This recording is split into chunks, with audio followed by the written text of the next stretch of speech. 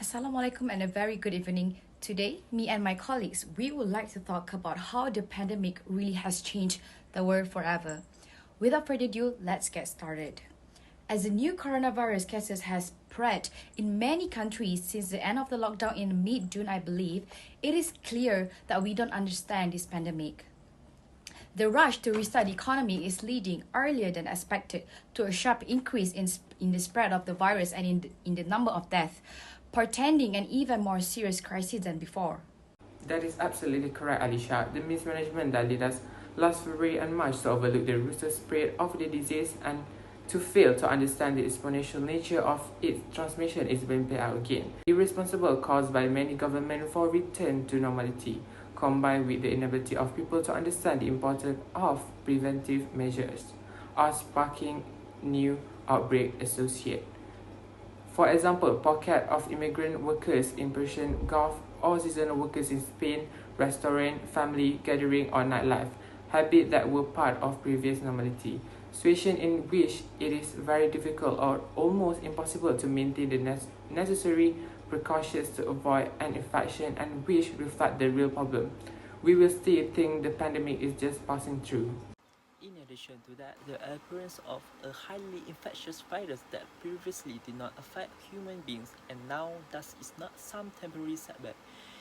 It's not magically going away and is now part of our environment. It's among us and will remain so for a long time. Ignoring the advice of scientists or blaming them for holding back the return to normal is simply creating the condition for a more serious and sustained crisis. There is no point in restarting vital economic sector if after 14 days when the cycle of infection is completed, we will simply all have to go back into lockdown. So, what should we do when we face with a virus that is incompatible with our economic model? Given that the virus won't change its habits and that any vaccine we are able to come up with won't be a magic bullet, the only alternative is to change our economic model, change our way of life. Start thinking that many of the things we did before March of this year are gone for the foreseeable. Outing at night? We won't be going out late for some time. Important sector of the economy? Sure, but not worth sacrificing life for. We are talking about scale of value, not convenience or profit and loss accounts. What is the point of taking a test if in the 4 days it takes to get the result, you've gone shopping, to a party, a family reunion, and had a few drinks with friends?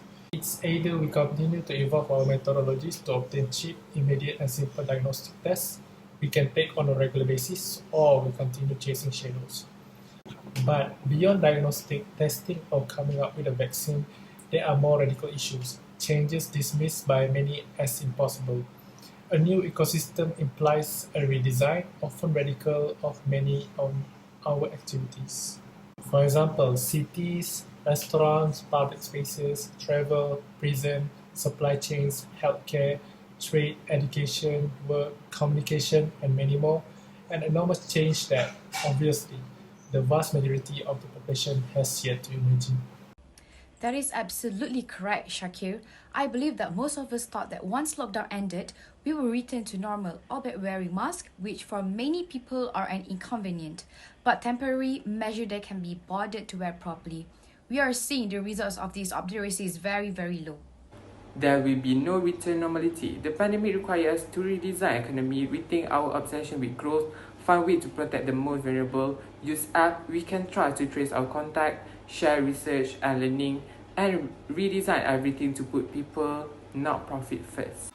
The only alternative we have, and I'm talking about the only alternative, not some kind of dilemma, is to redesign our life based on a new reality that will be with us for many years, until we understand that we will continue to alternate pace of containment with pace of expansion, all the while waiting for a recovery that in all likelihood will be a mirage, and in the meantime will continue dying like bed bugs. Either we change our mentality and redefine the economy we know it, and we continue to give the virus opportunities to multiply. This pandemic goes far beyond masks, hydroalcoholic gel, or lockdown.